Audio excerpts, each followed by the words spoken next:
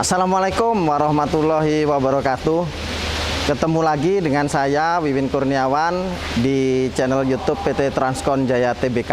Nah, pada kesempatan pagi hari ini saya akan coba mereview double cabin Mitsubishi Triton untuk standar tambang yang ada di PT Transkon Jaya Tbk. Nah, nanti saya akan menjelaskan beberapa informasi yang mungkin tidak ada di brosur, yang tidak kalian dapatkan di brosur. Nah, untuk lebih jelasnya ikuti terus video ini dan simak dengan baik-baik.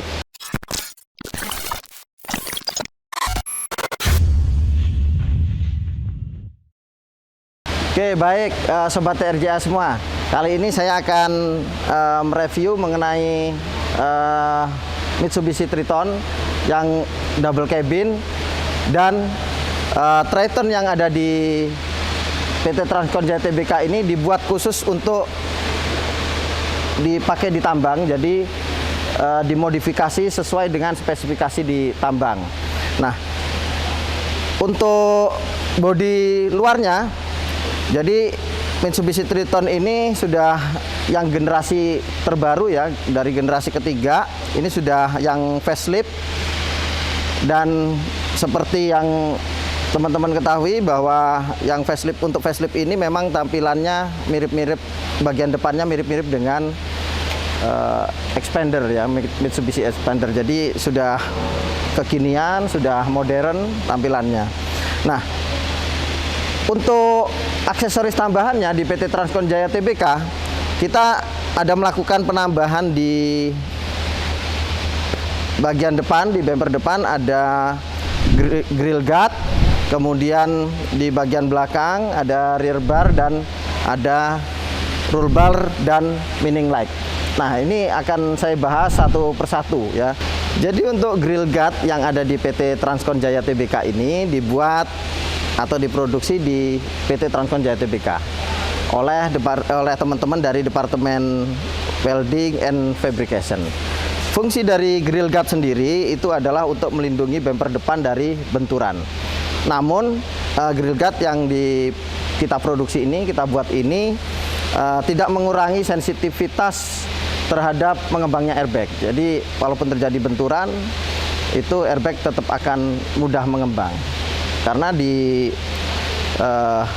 produk-produk yang lain kemungkinan itu dapat mengurangi sensitivitas mengembangnya airbag.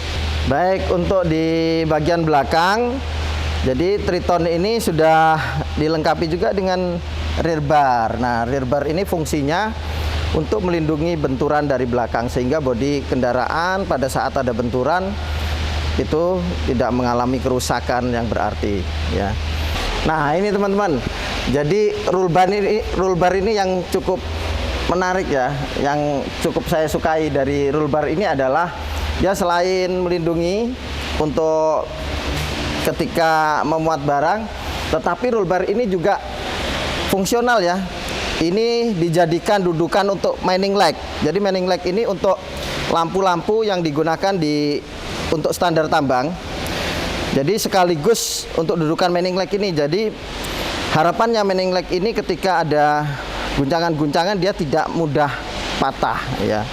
Jadi cukup baik sekali roll barnya, selain kokoh dan kuat, jadi cukup fungsional untuk dudukan dari mining light.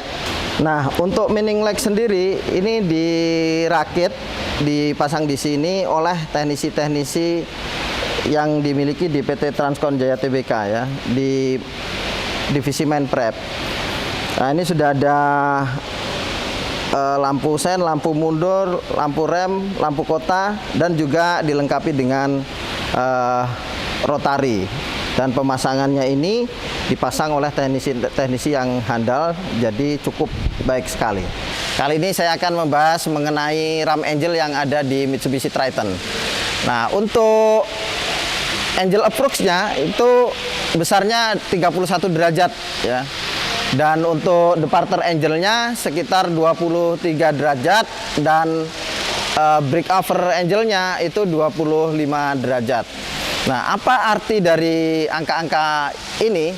Nah, perlu teman-teman ketahui, Sobat RJA semua ketahui, bahwa semakin tinggi dari angka-angka ini, maka dia akan semakin baik untuk berada di medan off-road.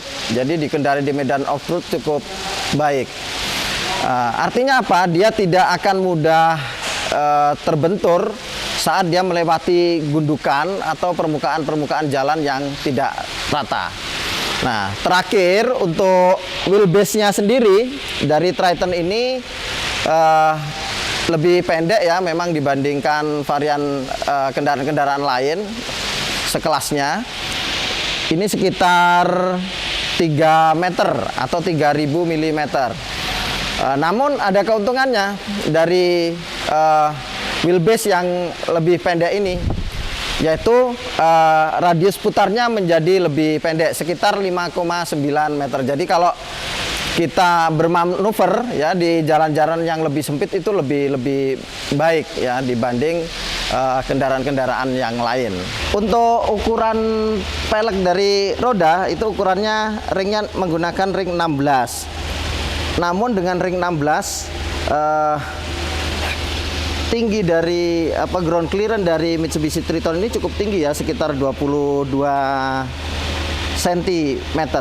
Kemudian bannya sudah standar tambang ya, menggunakan ban MT Muteran. Jadi memang ini untuk off-road banget saya pikir. Jadi ini cukup baik untuk di medan off-road. Sekarang saya akan jelaskan mengenai suspensi depan dari Mitsubishi Triton. Jadi suspensi depan dari Mitsubishi Triton ini dia menggunakan sistem double wishbone ya. Memang antara lower arm sama upper armnya ini cukup pendek jaraknya ya.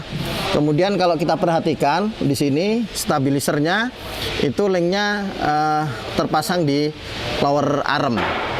Nah, kalau kita lihat di sini dikombinasikan dengan shock absorber dan pegas coilnya, ini menambah kekuatan ya. Jadi dia memang agak keras.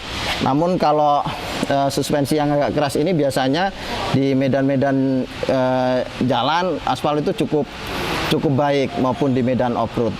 Jadi untuk suspensi depan saya pikir untuk Mitsubishi Triton ini nggak perlu diperdebatkan lah ya. Ini cukup tangguh untuk di medan off-road. Yang paling saya suka lagi dari Mitsubishi Triton ini bagian bawahnya nih ya. Bagian bawah dari kolong kendaraan ini cukup rata ya. Biasanya kendaraan-kendaraan lain itu ada yang tonjolan-tonjolan gitu ya. Kalau ini rata, apalagi dengan ground clearance yang cukup tinggi sekitar 22, kemungkinan untuk mentok di bagian mesin dan sebagainya itu tidak terjadi. Nah, untuk suspensi belakang dari Mitsubishi Triton sendiri itu mengadopsi sistem tipe lip spring ya. Jadi kalau kita perhatikan di sini, dia mengadopsi tipe rigid axle, tipe lip spring ya. Jadi suspensi rigid axle tipe lip spring. Nah, untuk springnya sendiri itu ada 5 lembar ya. Namun memang di sini terlihat tipis ya. Tapi walaupun tipis ini cukup kokoh, cukup keras dan kuat. Jadi kalau digunakan di medan-medan yang off-road dengan artikulasi roda yang cukup ekstrim itu cukup tangguh dan ini tidak ada perdebatan sama sekali.